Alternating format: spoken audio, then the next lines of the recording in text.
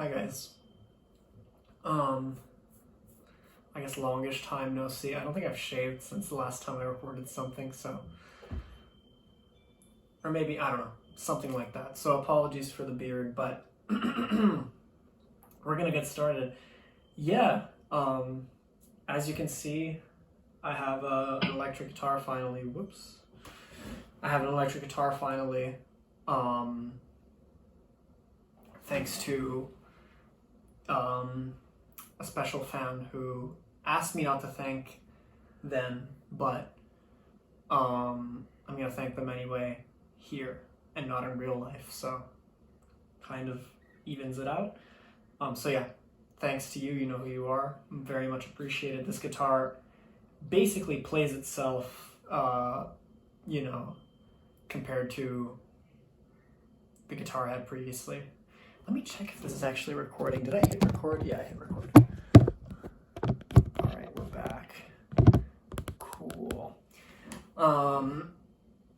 So yeah, pretty cool stuff.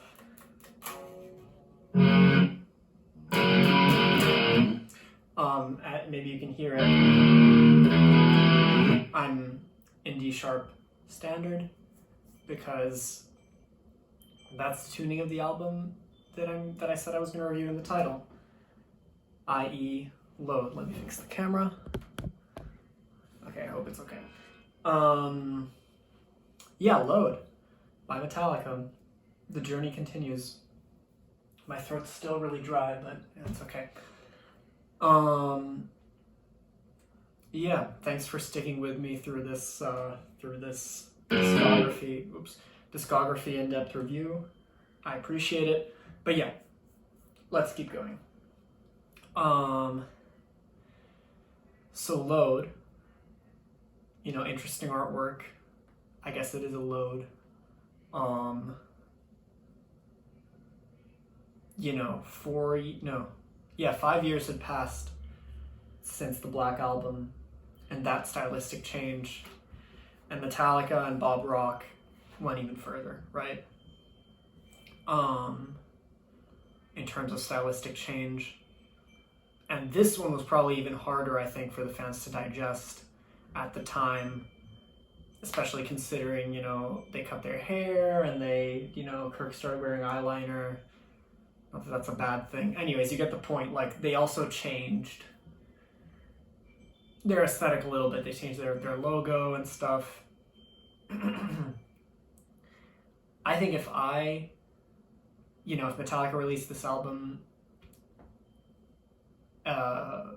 basically if I was around when Metallica released this album and I was into the music and I was a fan of theirs since the 80s, I would have hated this album because I would have hated the direction. But, you know, with the benefit of hindsight and kind of like I was saying last time with the Black Album, I can appreciate it now for what it is, you know. It's Metallica doing something different. It's the load, reload period of Metallica. It's not what Metallica's doing now. So I can appreciate it a little bit more, I think. Yeah, the production was a little different on this album. We had James in the left ear, I think, and Kirk in the right, and then maybe I got that wrong. But, you know, two guitars in two different ears, which hadn't been done before, I don't think, in a Metallica album. Just a very different sound, especially from the Black Album, well, from everything. Very different atmosphere, different tuning, different stuff. And it must have been startling for Metallica fans back then, but here we are, you know, more than 20 years later, actually 25 years later. Yeah, let's do it. Let's get into it. The album starts energetically, as I believe a Metallica album should, with Ain't My Bitch. The intro is really interesting. I don't know, it's cool. It just sounds, I don't know, it doesn't even sound like a guitar. But that's the intro, and it kind of catches me off guard all the time. The drums change really nicely into the main riff, or let me think. No, the drums just change and they get into a more steady rhythm, which I actually really liked. I was already headbanging. Really nice lead parts over the intro riff, which is cool. And then the vocals come in nicely with the verse riff, which is also nice. The vocals are good.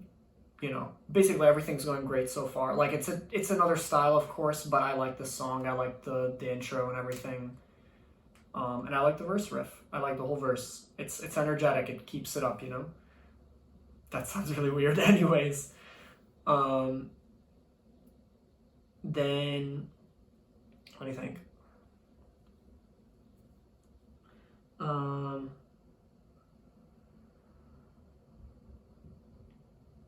Yeah. Then there's a cool pre-chorus, which kind of helps, slows down a little bit. Slows down quite a bit actually. Yeah, quite a bit, but nicely. The atmosphere of the song is still there. It slows down very sort of naturally. Well, not naturally, but it fits. It doesn't feel forced, and then builds back up to the chorus, which is this thing.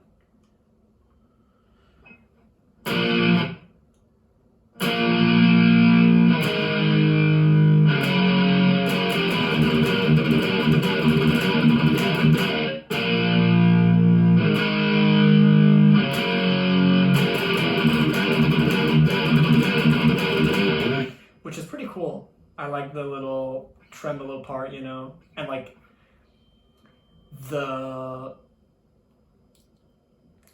sort of interchange between the power chorus with the vocals.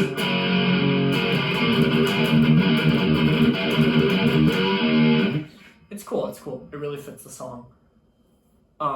Everything really fits. Like, this song is a really neat package, and there's not a lot of things that I don't like in this song. The post-chorus kind of treads over the intro parts, like the lead parts played in the intro with some nice drums. Then, verse 2, pre-chorus 2. I love how the drums help the pre-chorus slow down, kind of going like, I want to say halftime, something like that. And throughout the whole song, the drums really help keep the energy, which I'm talking about. Super cool crashes in the chorus. And then there's no post-chorus. We have the lead parts of the intro being played again with no drums this time. Then the drums build up. And then the part plays again with drums. And then that goes into an actually very cool solo that I keep forgetting about. I think Kirk is using the slide, the thing that like goes around your finger, like a round thing. It's a cool solo, I don't know. Always pleasantly surprised by that one. And then we get into the third verse, which is very welcome. I don't know, this whole song, like, just like goes, it's very very easily digestible. Like it just goes and you don't even notice it going. There's some modified drums in the verse, like with some crashes in different spots. A modified third pre-chorus with some really nice backup vocals. And then that goes into chorus 3. With some new lead parts over it, which are actually kind of hard to notice, maybe because of the whole ear thing, but they're appreciated. Once I noticed them, I appreciated them. And then a cool outro, which fits well with the song and stuff. Really nice backup vocals, and then there's a heavy finish, I called it, which actually reminded me of For Whom the Bell Tolls. It's something like. Right, exactly the same sort of left hand, right hand pattern on the guitar. But it's a different tuning, so not the exact same notes, but you know, we're there basically.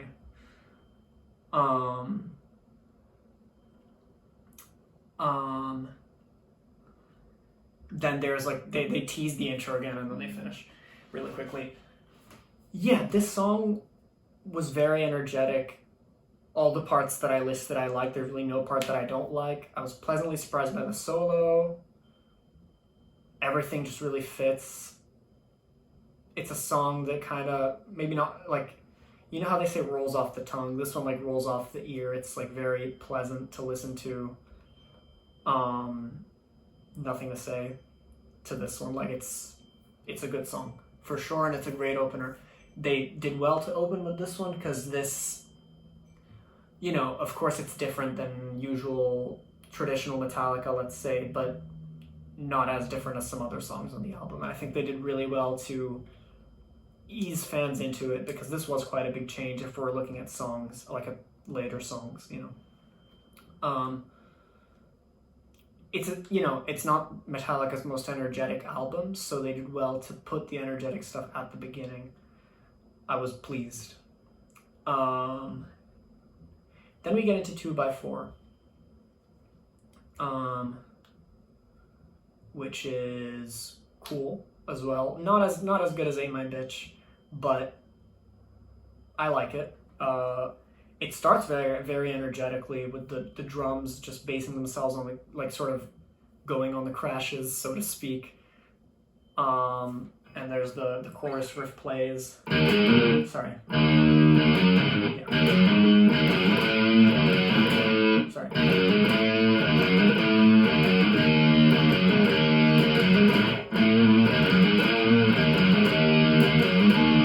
Right. It's an energetic intro for sure.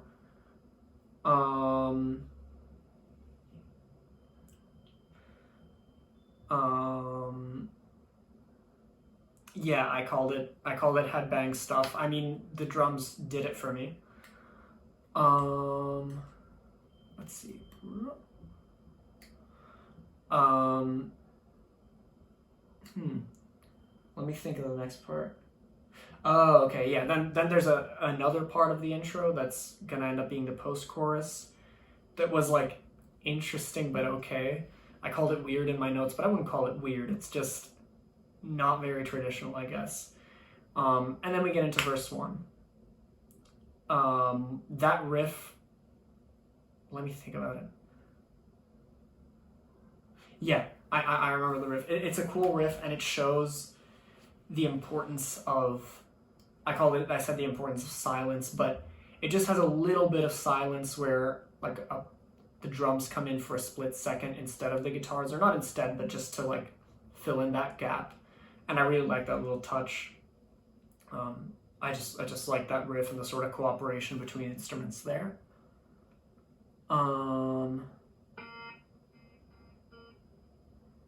Let's see.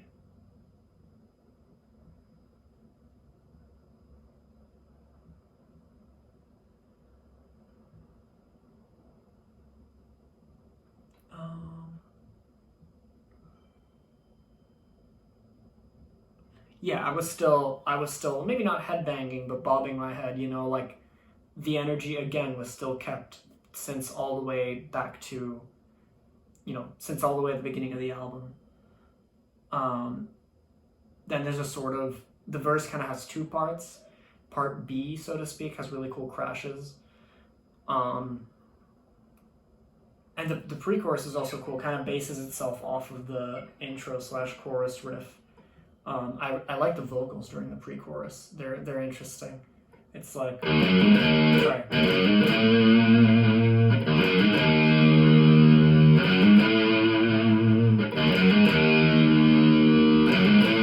It like leaves, though that sort of openness leaves space for the vocals to kind of take over, and it's a slower part. The vocals are really interesting. They're like really high, and there's a lot of voices, it seems like. James does that little, like, I want to say spoken word thing. Which then, if I'm not wrong,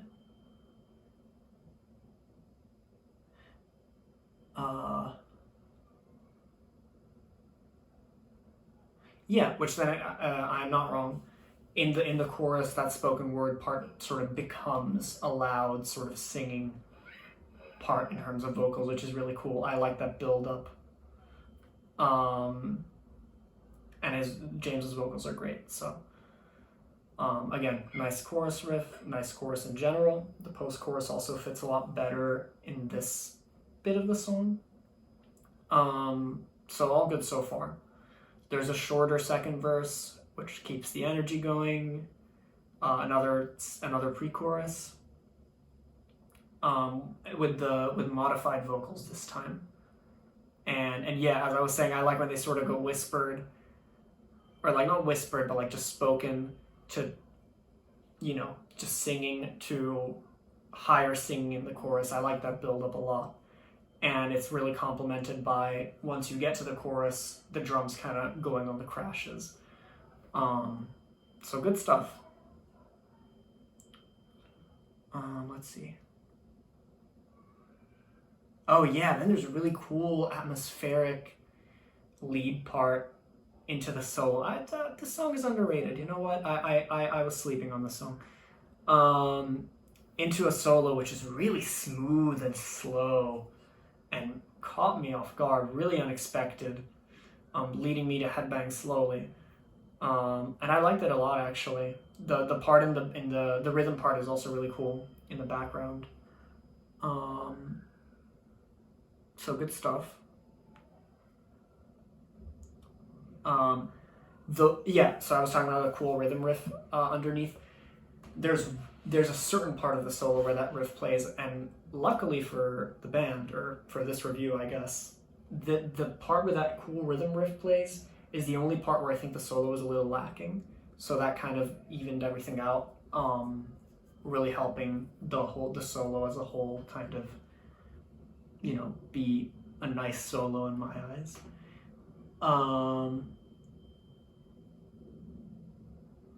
Yeah, the solo kind of has ups and downs, but it's a good solo. I really like kind of how it comes in.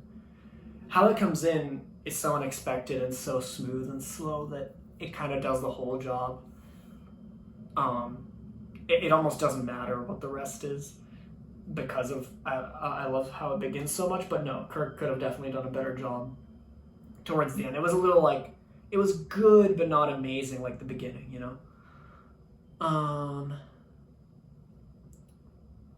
Then there's a modified third pre-chorus, a third chorus. I really like that chorus. I said such headbang material, the choruses in general.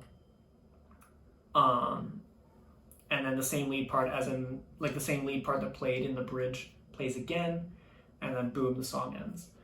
Overall, I don't know, maybe because it's sandwiched in between, spoiler alert, two songs that I like so much, but I always tend to not understand how good this song is. Maybe the title doesn't catch my eye so much, or I don't know what. Or when I think about it, I just think about which is cool but not the best. But when you add the crashes and the vocal build up and all that, it really works. And when you add the bridge and the solo, it makes for a really nice song. So actually a really good start for Metallica here in this album. So yeah. Then we go on to wow.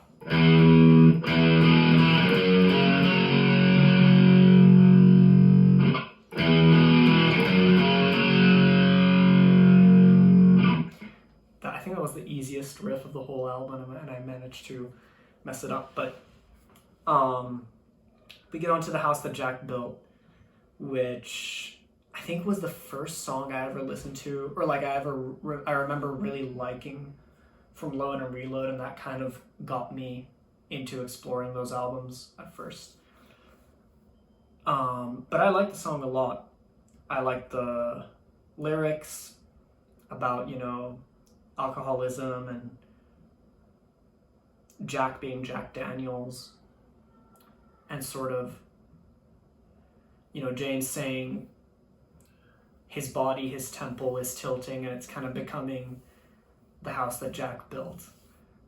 You know, not he himself, or something like that. But I like the topic, feels emotional and all that. I like the intro that I just played. I like Metallica's version a little better, but you know. The lead parts also help the intro build up and are really nice. The lead guitar parts, yeah.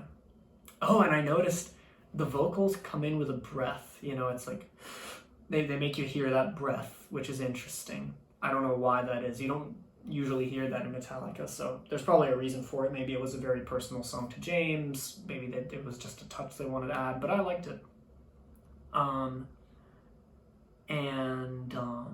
Where is it here?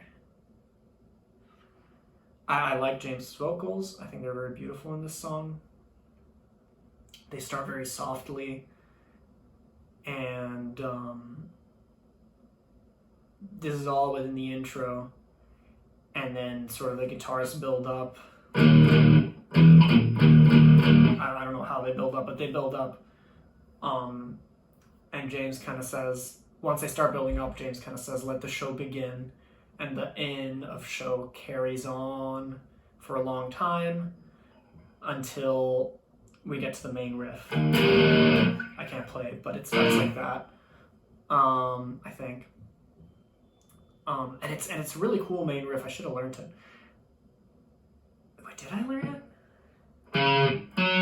Oh yeah, I did learn it. Sorry.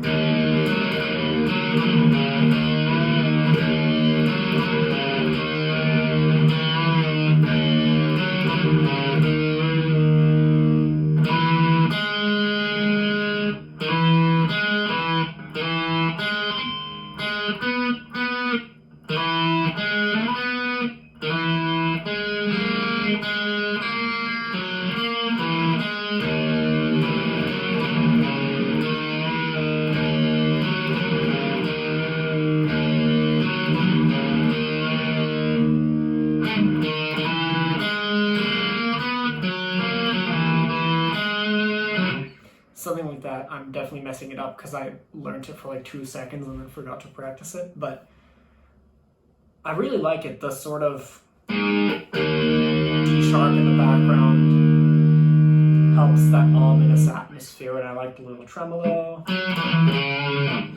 It's cool. It's a cool riff and works with the atmosphere. So I was already really happy with the whole song. The intro is beautiful. The main riff is ominous. It's like, okay, very atmospheric song. You know, the previous two were atmospheric, but this is on a whole other level. It's a cool escalation, I guess, in terms of quality or my preference. And then, man, the verse riff completely caught me off guard. Sorry. I'm gonna raise the volume here. Yeah.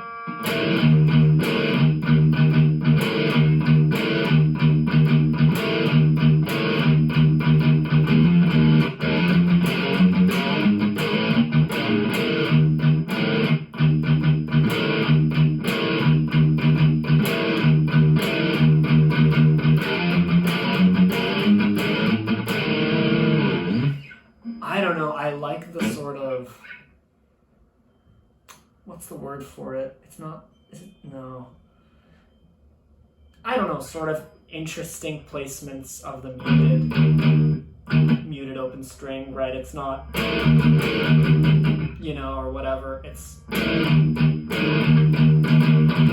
know, it's a little not, you know, not, it's so hard to explain. Not like on beat or whatever. You know what I mean. That really helps. Also, is this the tritone here? I think that's the tritone, right? Interval. So it definitely does its job. It's very unsettling, right? I like it a lot, basically, as you can see. So good stuff. Yeah, when that came in, I was like, whoa, okay. you know, I, I unironically said the verse riff slaps, and I've never used slaps in my real life. So the vocals are also awesome at reinforcing the sort of atmosphere that the riff is creating. The lyrics are great. They play the intro again, or the main riff. They go back to the verse. Oh no, they play the intro. Sorry, they play the intro. They go back to the verse. The vocals are awesome throughout. And they're always different. Like the lyrics are different, but of course, but the vocals are also different. Like the pattern of notes that he's singing is also very different in each verse and part of the verse. And I can really feel James' soul here for sure. Like he was singing that with a lot of soul. There are also some cool, not backup vocals, but some like laughs in the background and stuff, which really help reinforce everything.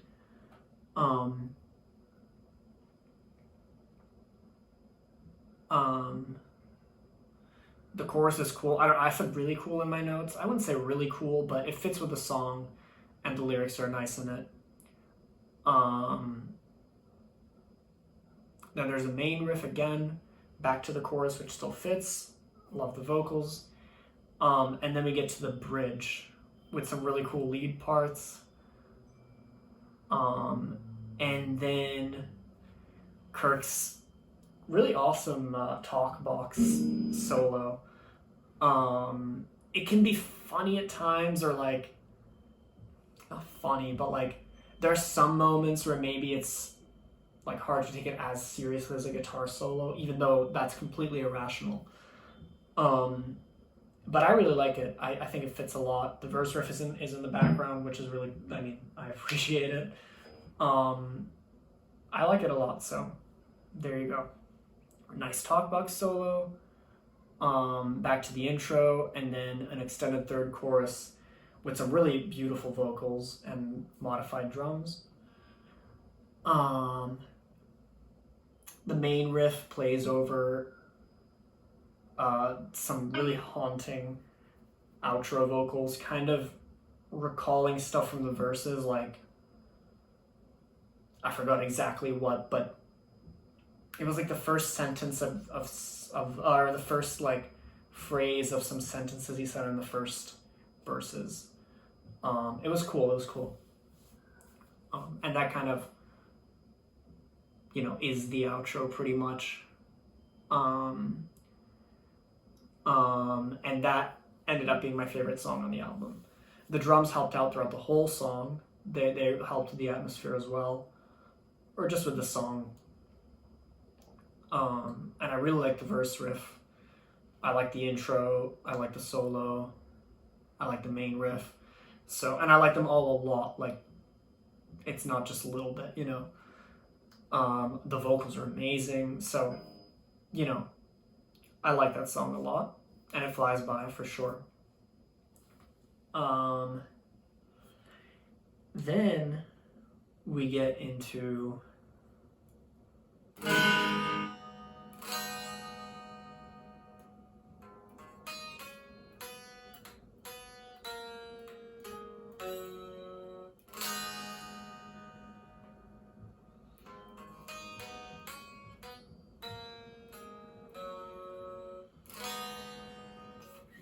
Until It Sleeps, right?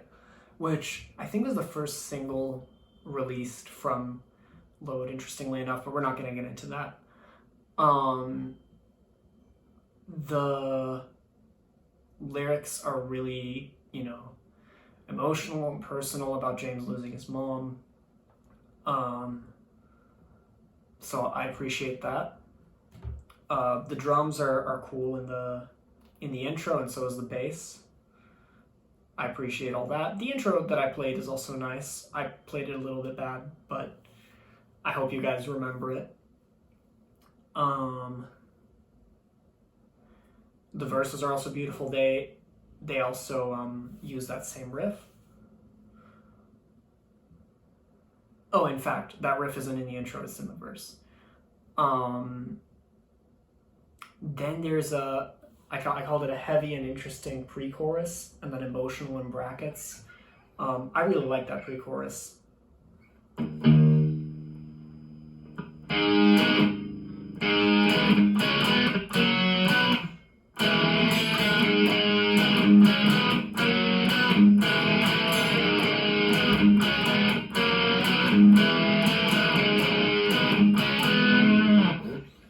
For me, the riff that I played in this one kind of make the whole song, sort of the interplay between those two riffs, like the sort of beauty of the clean riff and then the heaviness and emotion in this riff is why I like listening to the song. And it's lucky enough that the song is pretty much composed of, those two riffs are really prominent, basically. And I like this pre-chorus a lot. Probably my favorite part of the song.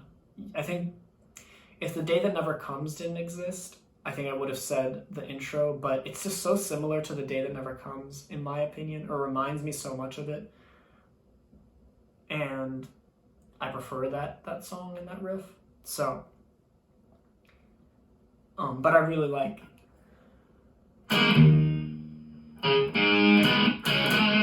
the pre-chorus. So I'm gonna say the pre-chorus is my favorite part of the song. And helps the emotion and everything. So good stuff.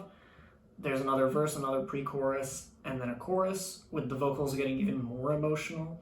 I don't think I like the chorus as much as the pre-chorus, but the vocals are really great. There's a third verse, third pre-chorus, and an extended second chorus. Into a really interesting and quite beautiful solo. I love the way it comes in. It's cool, and it changes the atmosphere, which is nice, but doesn't change it completely. It goes into a different facet of that same atmosphere of the song, so to speak. And I like when the verse riff is underneath it. It's pretty beautiful. There's an extended fourth pre-chorus. I was kind of getting sick of the song at this point, though. But it's okay. And then the bass takes us out of the song. So it's a nice song, and it's emotional and all that stuff. But it was definitely a step down for me in comparison to the house that Jack built with that really cool verse riff. Especially the song, I don't know, just repeated itself a lot. So it kind of overstayed its welcome. So it was cool and everything, but definitely a step down compared to the first three songs. So the first three songs had so much energy. And, usually in the number 4 spot, Metallica will have a song that, yes, takes you down a notch in terms of energy, but it's usually well worth it, like The Unforgiven, the number 4 ballads. I don't even remember what number 4 was in Kill 'Em All, but, leaving aside Kill 'Em All. So this one wasn't as worth it for me. Yes, the parts were cool, but after hearing them 4 times, I was done with them. I was a little sick of them. So they didn't have as much, let's say, staying power as the other number 4 songs. And to me, it wasn't worth going down a notch in terms of energy, so to speak. So it's a nice song, but I wasn't impressed. Maybe something wrong with the pacing, I don't know, but I definitely appreciate the song more on its own for some reason. Then we get into King Nothing, which I never really liked as a song, but I was willing to give it a chance. The intro is interesting, although for some reason it was kind of loud in my ears, I don't know. But the bass is cool. The drums build up. The guitars start sort of imitating the bass, which is a nice touch. And that kind of explodes into the main riff, like Enter Sandman. And I was like, it's cool, sure. The verse riff is interesting, but not the best in my opinion. It's okay. It's okay. It's nice. It's just like not. It doesn't do it for me 100%. Let me think. I like the pre-chorus. It's again interesting, but like not mind-blowing. So like kind of meh. The chorus is cool. And that had probably the coolest atmosphere of all the songs. And then the post chorus I really didn't like. That's the one where the vocals or the lyrics say "King Nothing." I don't know. The post chorus is so cheesy. The cheesiness kind of expanded itself into the second verse and the second pre-chorus. Well, the second pre-chorus was on its way to kind of salvaging the song for me. And the chorus just about manages to do that. Because I like the chorus. The vocals are cool, the drums are cool. Definitely my favorite part of the song. But the post-chorus came right back and just like hurt me, you know? So yeah, not very good. The solo comes in though, and it's quite cool. Like I'll give the song that for sure. It goes over the pre-chorus, which is cool. But then the part after that was a little cheesy for me. So I like the first part of the solo. I was really sick of the song at this point, by the way. When I heard the bass intro again, I was literally saying, like, please no. There is, like, some muffled vocals, sort of, or, like, some vocals like this, kind of to, I don't know, build the atmosphere, I guess. But I was done with the song. I was pleading in my notes for the cringe to end. No offense to anyone who likes the song. It's just, I'm very picky with these things. But, you know, my pleading didn't really help because there's a whole bridge with some clean guitar, a clean guitar part, which is objectively cool, but I was just so sick of the song. Well, objectively is the wrong word, but like in other circumstances, I would have thought that part was cool, but I was just sick of the song. So, goes into another chorus, which again is my favorite part of the song. So I was kind of like, okay, the vocals were a little modified. The song kind of faked me out.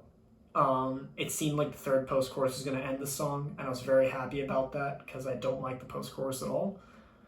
But then no, we have a full-fledged intro acting as an outro, and then finally the song ends with that Enter Sandman reference at the end, you know, back off to Never Neverland. And you know, I was off to Never Neverland like 2 choruses ago. Oh, as in I was sick of the song, so I was happy it was over basically. And you know, I wasn't loving this part of the album. I liked the beginning a lot. There was energy. The House That Jack Built I really liked, even though maybe it wasn't as energetic, but the verse riff helped. And it was just a different type of energy, but it was still very energetic, I'd say. But then, you know, Until It Sleeps was underwhelming. I hated King Nothing, except for the chorus. So I wasn't loving this part of the album. But then we get into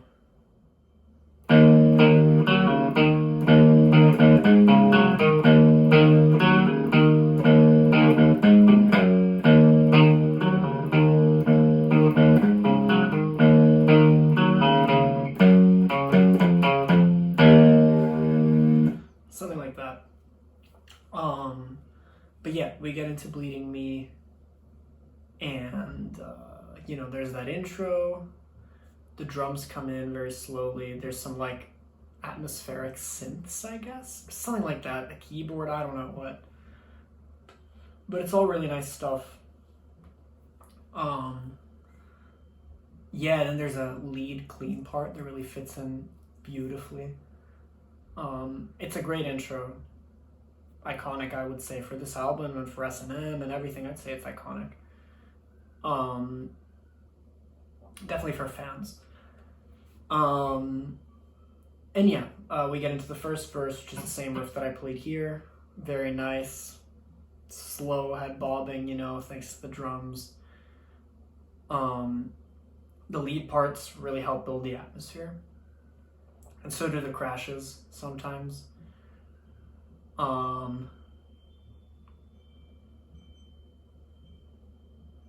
Yeah, and then James kind of like, not howls, but he says like, whoa, and that goes into the pre-chorus, which is also really beautiful, really beautiful. Yeah. That kind of teases the chorus, but we don't get to the chorus yet. There's another verse. There's a clean transition to the second verse. And then the second verse, which I think is a bit shorter, or maybe not. Anyways, I'm not sure. There's a bunch of lyrics which is all about a thorn in James' side.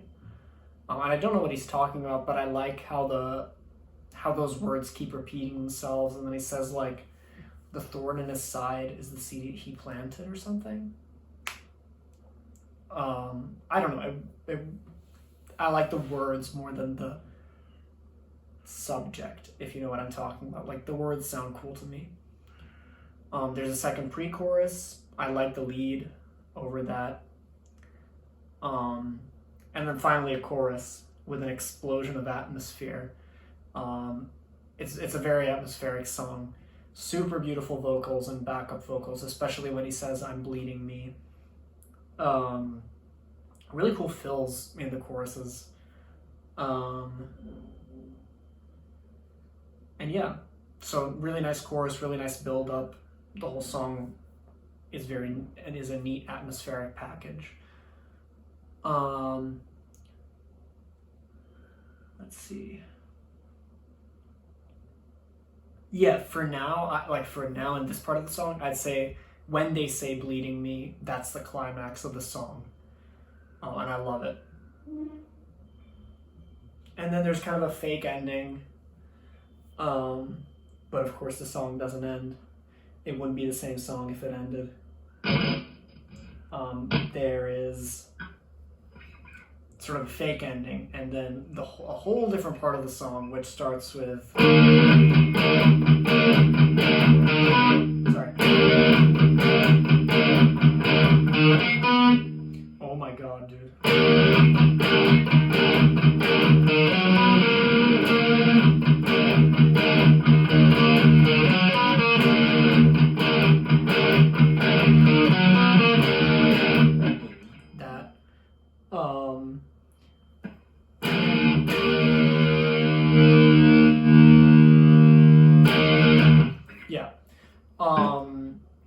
Which is really cool. I love that part. It's like, uh-oh. It's kind of reminiscent of Fade to Black and stuff, where the song completely changes. Or was it Phantom Lord and Kill 'Em All? Something, one of the songs in Kill 'Em All also did it, but you know what I'm talking about. Reminiscent of number 4 ballads, basically. And I love the heavier part of the song. It's a really pleasant surprise.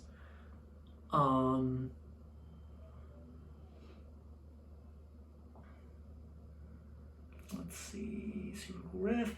Yeah, the drums come in, more slow head banging. I feel like this part could have been a little more energetic, because after all that beauty, I had so much energy to give. The drums were a little weak. I don't know, I would have wanted them to... I don't know. I would have wanted them to be a bit louder or something.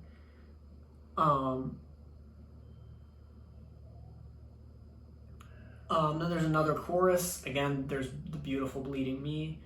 The chorus extends with some lead parts into a solo with that heavy riff in the background. It's a really nice solo. Even better when the rhythm part changes, then goes back to the same riff. So all good stuff. Just, I wish the heavy part would have been a little heavier, so to speak.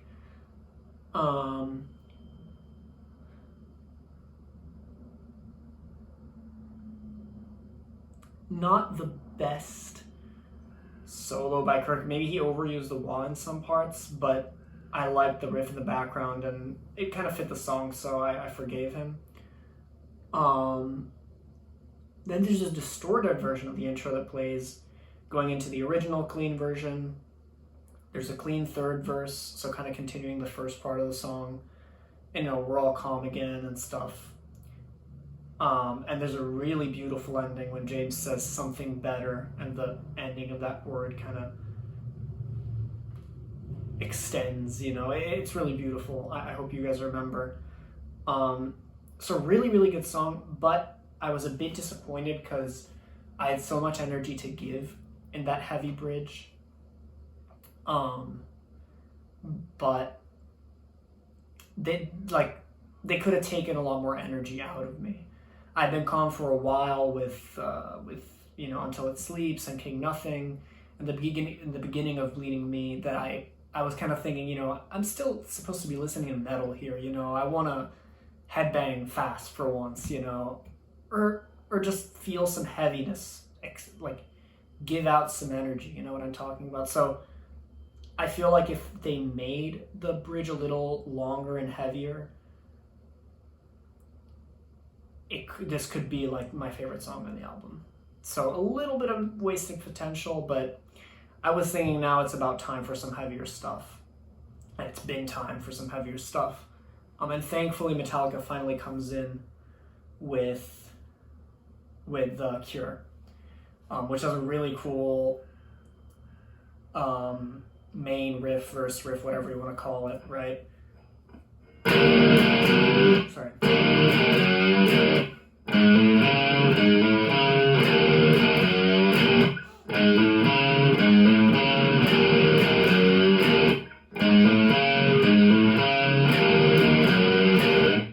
Also showing the importance of silence, right?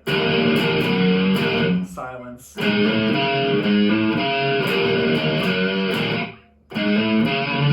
Really gives everything space and makes you want the second part of the riff to come. I don't know, I really like that riff.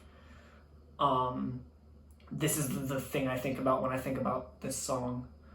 And it's a song that caught me off guard pretty early on in my, or like not caught me off guard, but caught my attention pretty early on in my journey through Load and Reload. I was kind of gravitating more towards the heavier songs, and I still do. So I was really into and still am really into the verse riff. The vocals are badass in this song. It's kind of like this thing, you know. First verse is great. Again, badass vocals, really cool riff, headbang material for sure. Oh my god, yeah. And then the guitars kind of build up with a stacked power chord here. I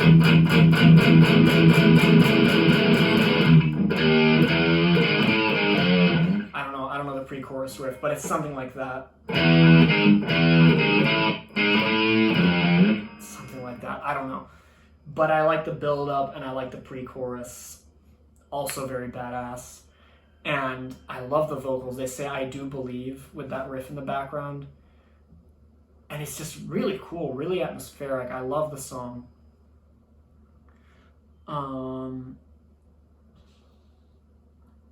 Yeah, verse 2, pre-chorus 2, I'm still really happy with the song. Nowhere near tired of the song. The pre-chorus is kind of dark, which I really like.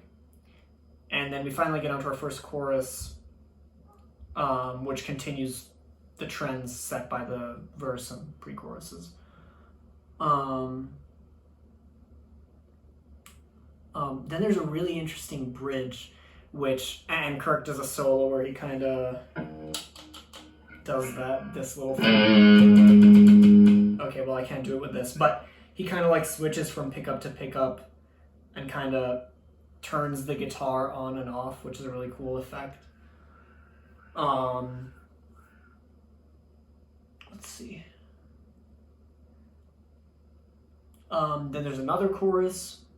There's a new riff, which is cool. Like a new riff is introduced, which is cool, but kind of stops the momentum and atmosphere of the song. So I wasn't that much of a fan, but still, it's building up to something. Which is an extended third chorus. I didn't like the way it was extended, although the vocals were cool, and I didn't like the part that was building up to it. So a little bit of a disappointing ending. disappointing last bit of the song. The ending was actually nice, but still really a really good song. I love the the verse and pre-chorus and chorus. So the first bit of the song was perfect for me. After the solo, it kind of goes downhill a little bit, but still I have really fond memories of the song, and I love to go back to it. So finally, some heaviness. And then we get on to Poor Twisted Me, which is a song that I always kind of missed. I don't know, I never really listened to. And it started off very non-Metallica in terms of style. I know the whole album isn't really traditional Metallica, but this song even more so. The vocals were, I guess, interesting. I didn't like the notes that were being sang, but the style was interesting. I was already bored in the beginning a little bit, but the verse riff is similar to the intro riff. It's okay. It's interesting. I wouldn't listen to it in my free time, but I also didn't really like the vocals, as I was saying. The verse is kind of split into two parts. The second part's okay. The first part's also... They're both okay. The chorus is also okay. Same with the post-chorus. They all serve to an atmosphere that I didn't really like. So, although they were good at serving that atmosphere, I didn't like what they were working towards. So I was kind of like, I recognize that, the riffs are cool for people who like that sort of atmosphere in a song, that sort of song. But for me personally, I just didn't really like the objective of the song in the first place. So, I was a little bit turned off. I didn't like the chorus actually because it had too much of that atmosphere. And the vocals also became a bit cheesy for me sometimes. The bridge had an interesting guitar riff. And the solo was decent, but I just really didn't like the whole atmosphere again. I preferred the second half of the solo. They would go back to that interesting riff. The drums are cool, I guess, but the atmosphere became too much. The backup vocals were also starting to help it, and it was too much of a stylistic change, even for me, and I have the benefit of hindsight and all that, but it almost seemed like Metallica was trying their hardest not to be Metallica. And so once it was over, I was like, thank God it's over. Probably my favorite part is the beginning or the bridge, but it's just not memorable at all. I don't know, I just really didn't like the song. There was nothing wrong with it. It's just, it seems like it's part of an album that I just wouldn't listen to. You know what I'm saying? If you came up to me and told me, this is Load, this is the song I'm gonna show you from Load, then I just wouldn't listen to Load. So I'm glad not all the songs are like this. Again, no judgment if you like it or whatever, but I don't like it. Just very subjectively speaking. Then we get on to a song that was played at the All Within My Hands 2020 or Helping Hands 2020 concert, acoustic, whatever it's called. I hope you guys understand what I'm saying. I actually watched it not live, but the day after. I bought the video. So kind of a Metallica concert that I was at, not really, but Metallica virtual concert. And it was actually a song that I was really into at the time. So it was crazy that they actually played it because, it's a very deep cut looking at Metallica's whole discography today. So I have a bit of a connection with this song. But let's see. I like the intro. it's interesting for sure. It's basically the chorus riff, but quieter. If I didn't know this song, after Portraits of Me, I would be scared of the song. I'd be like, is this going to be more of something I don't like? I knew the song, so I wasn't really scared. Then it explodes into the main riff, which is cool. And then it explodes again into the same riff with the whole band joining this time. Nice work by Lars. I like how the drums come in. And then we get to the first verse. And I really like the verse riff. It's this one right here. I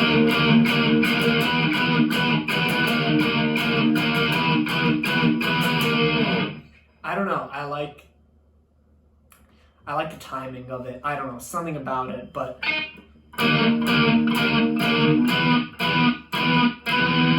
don't know, it just creates a sort of tension that I like a lot. And the vocals over it also really work.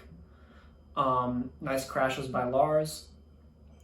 A cool chorus, not as cool as, the verses, but still fits. Then there's a second verse, which I was really happy about. I love the vocals, actually. At some points, they even sounded like very classic James. He kind of added some grit sometimes, which I appreciated. Another nice chorus, and then the bridge slows down. Kind of lets James do the work on vocals a little bit. It's pretty much quiet. And then we get into this riff, which really took me off guard in that live show. I just didn't really remember it, but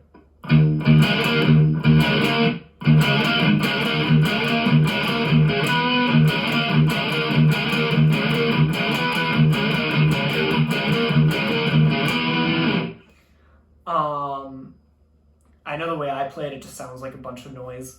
I don't know how they make it sound so good. Maybe sliding, like... Sorry.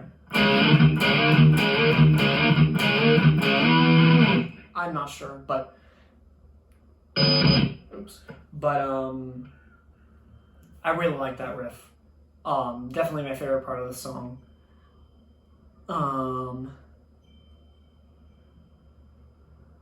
I'm headbanging all over the place, and then there's a third verse, really appreciated. Third chorus, I'm into it, all that stuff is welcome. The song isn't overstaying its welcome. And then that same riff that I just played comes again, is played again, and then the song ends abruptly. And it really makes you want more. Actually, when it ended, I went damn, it had to end so quickly. So thumbs up for that song. I listed it as my second favorite on the album. I don't know, just it's always a very pleasant surprise. It's such a deep cut, not only in Metallica's discography, but in the album. I don't really hear people talking about it so much, but I like it a lot, and I think the band also likes it a lot, which is cool. Let me get onto this.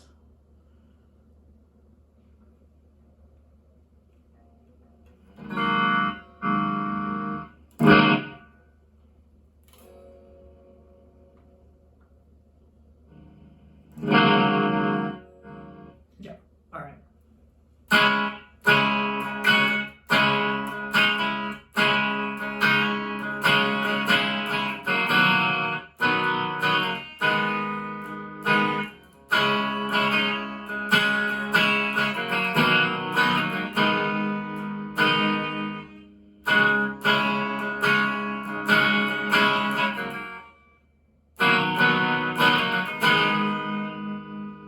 You get it? I could have played that a lot better, but that's life.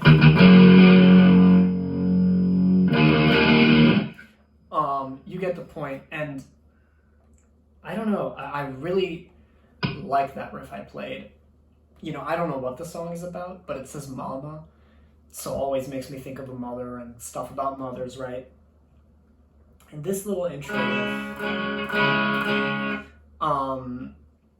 I don't know, it kind of came to my mind as I was listening, this part, so those kind of notes remind me of like maybe like a child, you know, crying or wanting his mom's attention or whatever, his or her mom, let's say their mom's attention and stuff like that. And maybe this, sorry.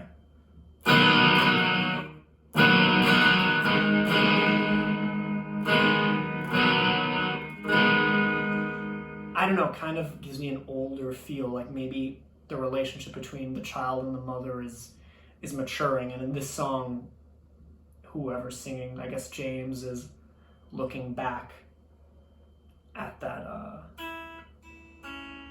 that relationship and how it evolved, sort of remembering, you know, the childish instincts, and then sort of thinking about how it is now.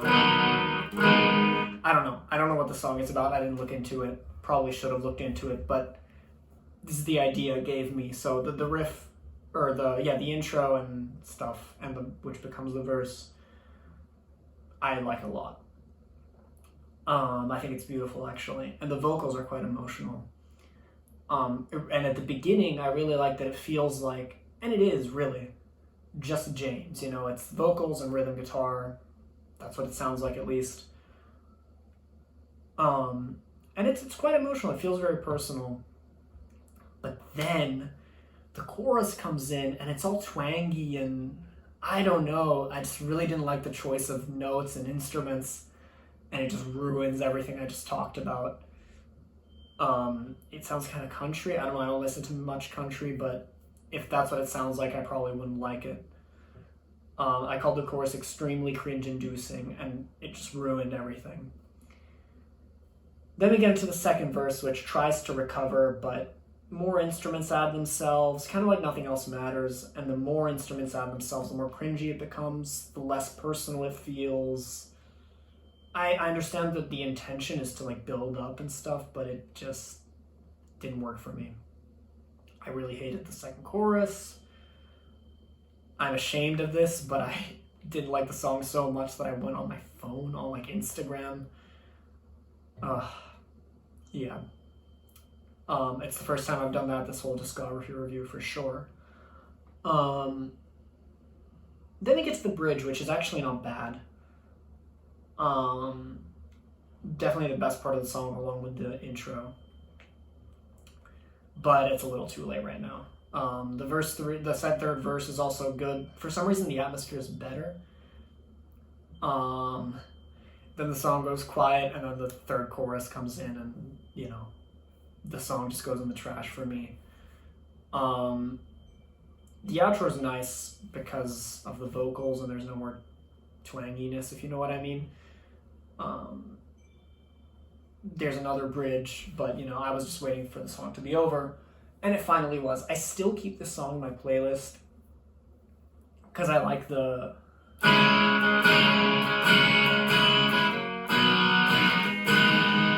I like that so much, but I pretty much just skip once we get to the chorus, so shame about that song.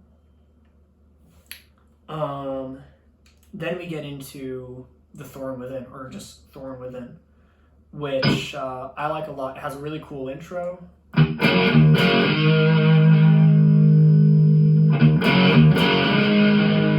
some nice lead parts over that, which is cool.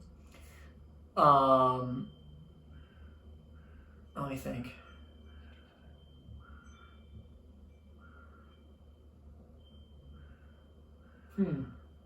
I guess it's, yeah. Let me think, let me see.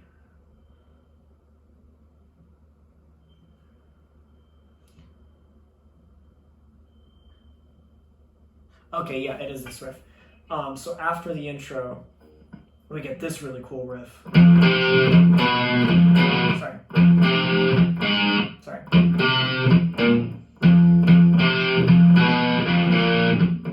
Oh my god, dude.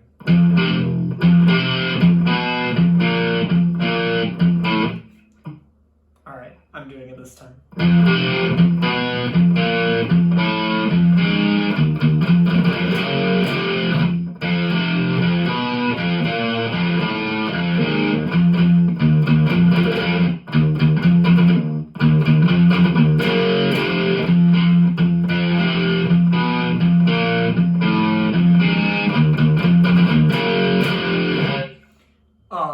like that riff a lot. Definitely headbang material.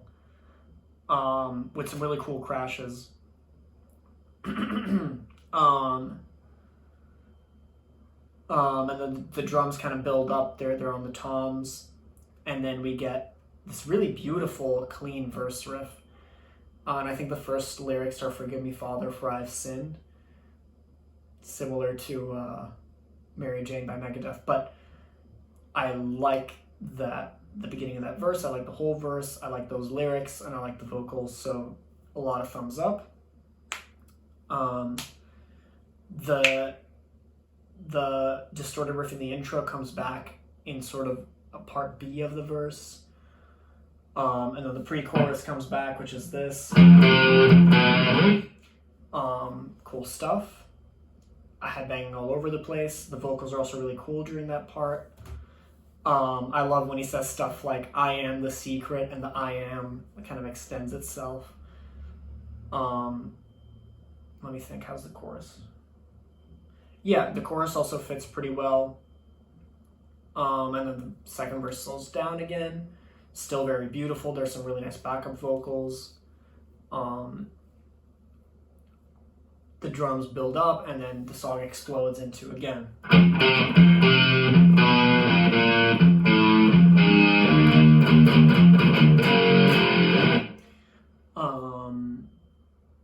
it sounds really good. Also, that riff, the sort of chugging moment sounds great with good headphones, or decent headphones.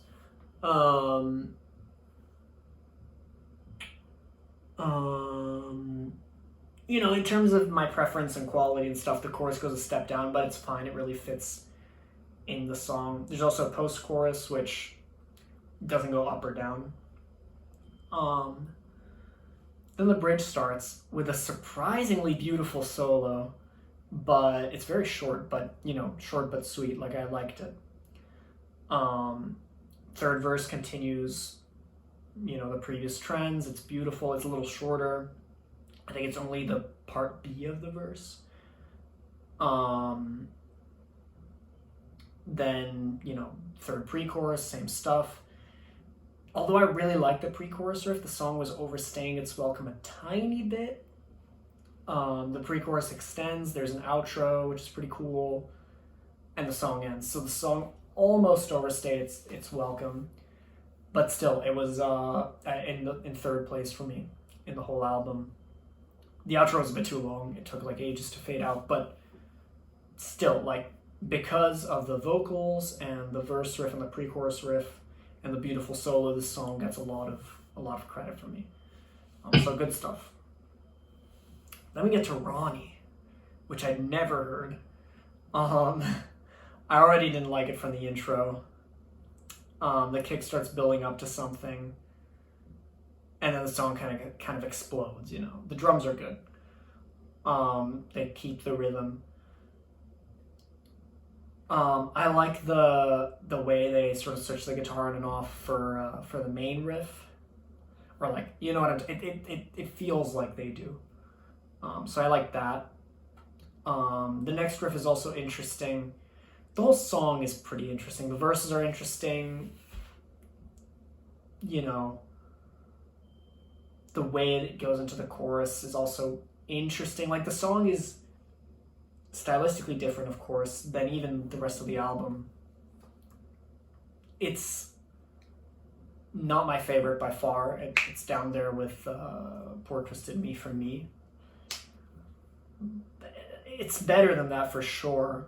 It's just, there's some nice work. It's just I didn't really like. Again, I didn't really like the atmosphere and the mission of the song, so to speak. The vocals are cool and everything, and there's some cool lead parts and the bridge and stuff, but I just didn't really like the song. So I'm not even going to analyze this one, if you guys don't mind. Pretty much everything, every part is like, oh, that's interesting.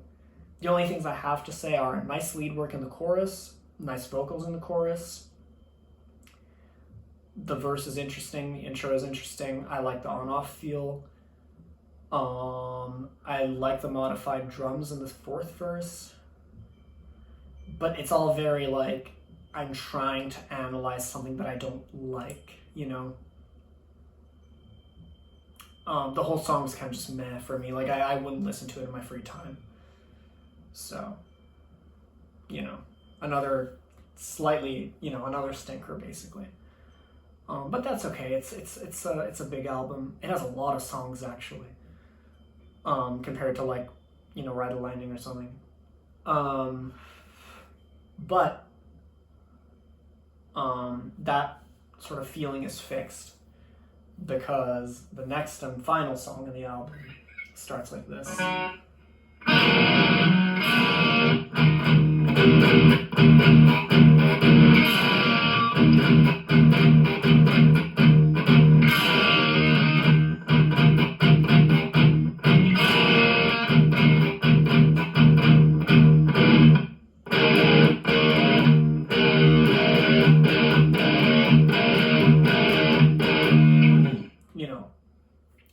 You know what it is already. It's the Outlaw Torn. My introduction to this song was the S&M version. I also like this version. I prefer the S&M version, to be honest. But you know, the intro is super badass and heavy. There's also another part that I'm not playing in that intro. The drums are also great, really slow and powerful. So I love the intro, and it kind of fades in, which is cool. Yeah, kind of like I played, the main riff comes in, nice. I prefer it with vocals over it for sure, but it's still a nice riff. And the verse is, you know, played by Jason Newsted pretty much only, and Lars, but in terms of instruments, it's only bass and drums, which is cool, and I like the verse riff, the verse bass riff. And something cool is, you know, first of all, the vocals are super good in this track. But what's cool is there's some big power chords to sort of take us into different parts of the verse. I guess it's probably these. Yeah, they kind of just ring out openly, which is cool. The bass just keeps going. Let's see. And then more power chords into the pre-chorus, building up to the chorus, which is kind of the climax. Really beautiful stuff. I love, you know, how James sings Outlaw Torn. Like a highlight of the song for sure. Crazy stuff. Like, it's really, really beautiful. If you haven't checked it out, check it out. Yeah, everything really fits. The riff also complements the vocals and vice versa. Then we're brought back down to verse 2 with the bass again. Same sort of verse. Another pre-chorus, which is really powerful and goes very smoothly into the second chorus. I love the drums in the second chorus. There's a lot of fills and crashes and stuff. Oh man, I should have learned this. And there's a really nice variation. So the second chorus is extended. Or I'm not sure if it's extended, but there's a really nice variation of the chorus riff, which is like, something like,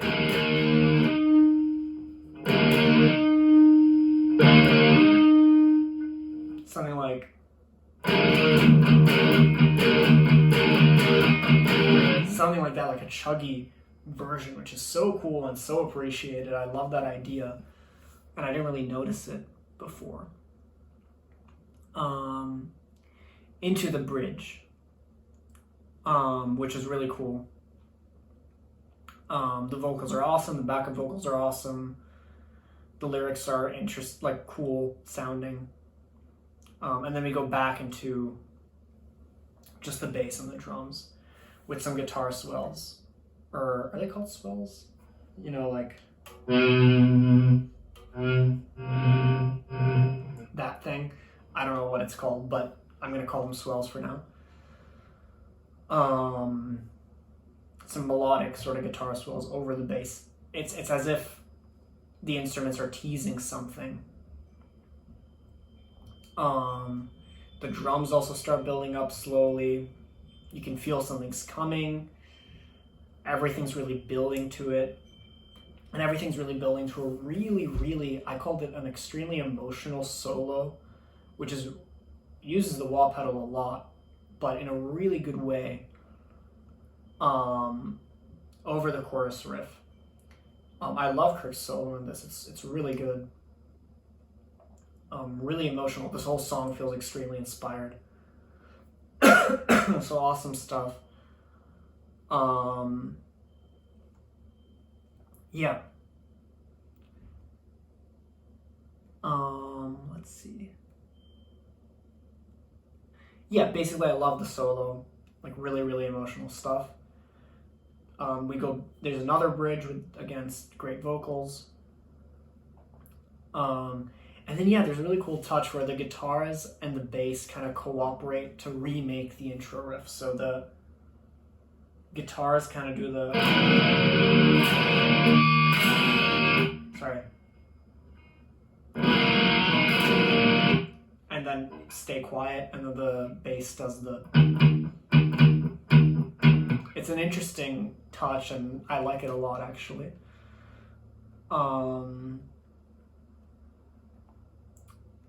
And then some more guitar swells, same kind of thing. And then James comes in with his guitar part, building in like more and more intensity. I actually like this part a lot as well.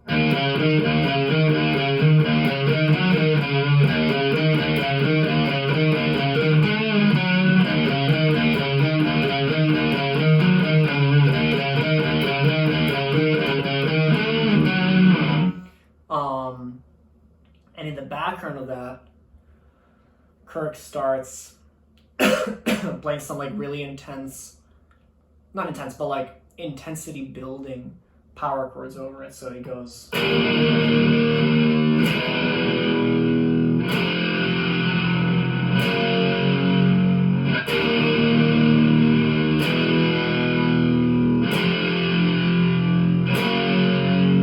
And then that starts becoming...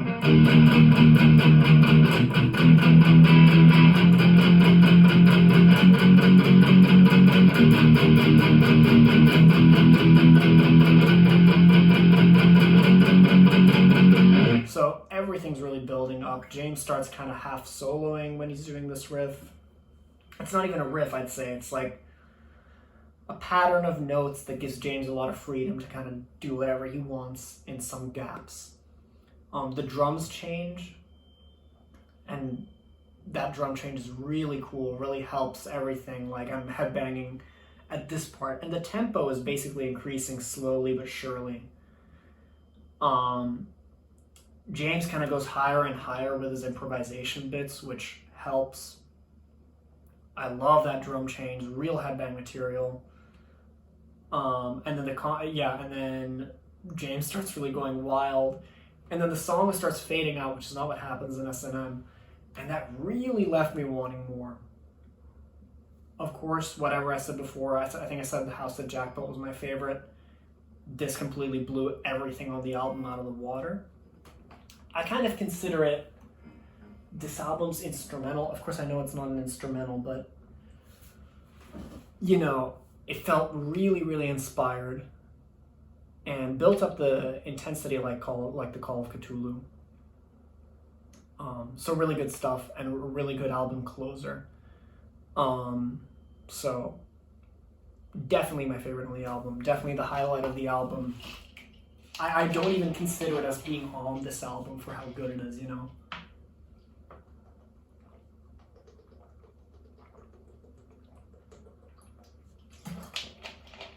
So that brings us to the end.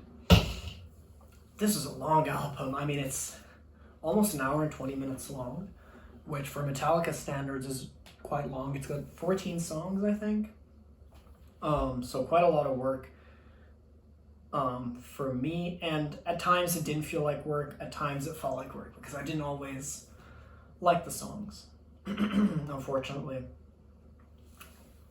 There are a few stinkers, like for me, like Ronnie and Poor Twisted Me. Mama Said almost fits into that category. There are some disappointments. King Nothing also fits in that category. Some disappointments, like Until It Sleeps, and to some extent Bleeding Me. I'd say Bleeding Me is a little better than that, but you know, Leaving, Ain't My Bitch, 2x4, The House That Jack Built, Thorn Within and Cure, and maybe something else. I think that's it. To kind of be the songs that I like on the album. The House That Jack Built is a step above the rest, maybe. Like Cure and Thorn Within are also pretty good. I'd say all those like 5 or so songs are in the same category. It's a category of songs that I would show people, or I would show fellow metalheads if I were to convince them that Load is a worthy album of their attention.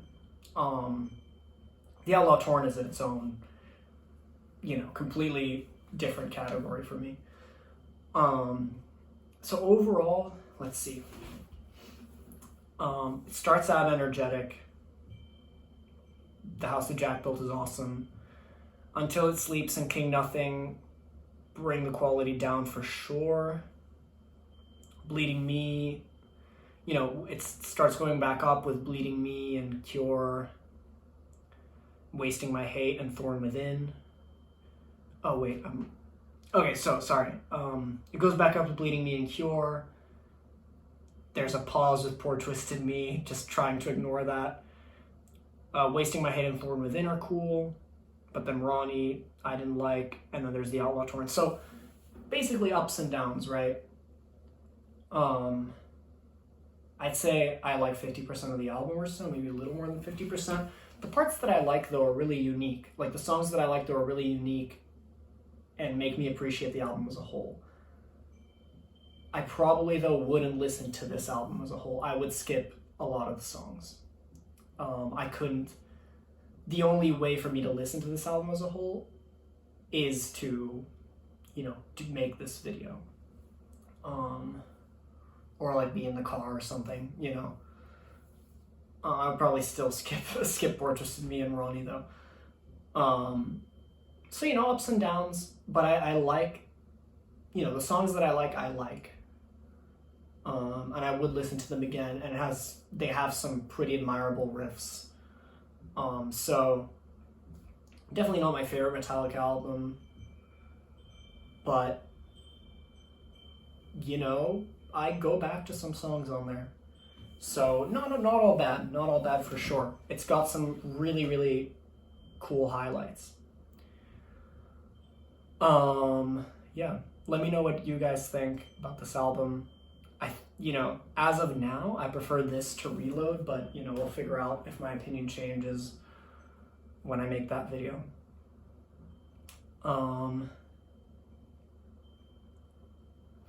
Yeah. I'm happy to announce that I've got one person, or one, let's say, fan, telling me, a band that they'd like to see me cover next. So I'm really happy about that, and I'm gonna leave it as a surprise.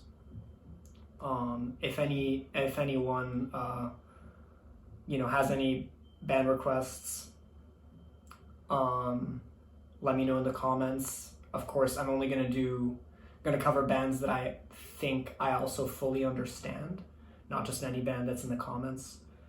But our tastes may coincide. Let me know anything you want me to know in the comments. Anything. And if you enjoyed, feel free to leave a like. If you want to see more of this, feel free to subscribe. And yeah, that was Load. I hope you guys enjoyed it. yeah, have a nice day.